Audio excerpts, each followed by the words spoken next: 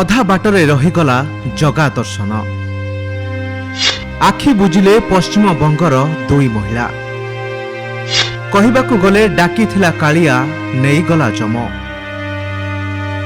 ଅଶୁଭ ଥିଲା ମଙ୍ଗଳବାର, ଛାରଖାର ହୋଇଗଲା ସବୁକିଛି। ରାସ୍ତାରେ ଛକି ରହିଥିଲା ଯମ। ମଝି ରାସ୍ତାରେ ଘଟିଲା ଭୟଙ୍କର ଦୁର୍ଘଟଣା। ଆଉ ଚାଲିଗଲା ଦୁଇ ମହିଳାଙ୍କ ଜୀବନ। କହିବାକୁ ଗଲେ ଡାକିଥିଲେ ଜଗନ୍ନାଥ, ବାଟରୁ ନେଇଗଲେ ଯମ। ଘରୁ କେତେ ଆଶା ନେଇ ବାହାରି ପଡ଼ିଥିଲେ କାଳିଆ ସାଆନ୍ତର ଦର୍ଶନ ପାଇଁ। ବଡ଼ ଦାଣ୍ଡରେ ପହଞ୍ଚିବି, କାଳିଆକୁ ମନ କଥା କହିବି। କେତେ ଦିନରୁ ପୁରୀ ଯାଇନି, ଆଜି ଜଗା ମୋତେ ଡାକୁଛି ତାର ଦର୍ଶନ ପାଇଁ। କାଳିଆ ପାଖରେ ପହଞ୍ଚିବି, ଦର୍ଶନ କରି ଅଭଡ଼ା ମୁଠାଏ ଖାଇବି। କେତେ ଆଶା ନେଇ ପଶ୍ଚିମବଙ୍ଗରୁ ପୁରୀ ଅଭିମୁଖେ ବାହାରିଥିଲେ ଗୋଟିଏ ପରିବାର। ବିଧାତାର ଇଏ କି ଲୀଳା ଥିଲା। ପୁରୀ ତ ପହଞ୍ଚି ପାରିଲେନି, ହେଲେ ଅଧା ରାସ୍ତାରେ ଛକି ରହିଥିଲା ଯମ।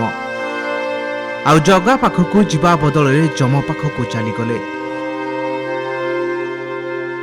ଏମିତି ଏକ ଅଭାବନୀୟ ଘଟଣା ଦେଖିବାକୁ ମିଳିଛି 16 ନମ୍ବର ଜାତୀୟ ରାଜପଥ ସ୍ଥିତ ଭଦ୍ରକ ନାଲାଙ୍ଗଠାରେ। ପଶ୍ଚିମବଙ୍ଗରୁ ଏକ ପରିବାର ସ୍କର୍ପିଓରେ ପୁରୀ ଅଭିମୁଖେ ଯାଉଥିଲେ। ନଳାଙ୍ଗଠାରେ ଏକ ଟ୍ରକ୍ ପଛକୁ ଧକ୍କା ଦେଇଥିଲା ଏହି ସ୍କର୍ପିଓ। ଘଟଣାସ୍ଥଳରେ 2 ଜଣ ମୃତ ହୋଇଥିବା ବେଳେ 4 ଜଣ ଗୁରୁତର ଅବସ୍ଥାରେ କଟକ ବଡ଼ ମେଡିକାଲରେ ଏବେ ଚିକିତ୍ସିତ ହେଉଛନ୍ତି। ମୃତ ମହିଳା 2 ଜଣ ପଶ୍ଚିମବଙ୍ଗର ବେଲଗୁଡିଆ ଥାନା ଅନ୍ତର୍ଗତ 24 ପଗଣ ଅଞ୍ଚଳର। Bureau report, Kalinga today live.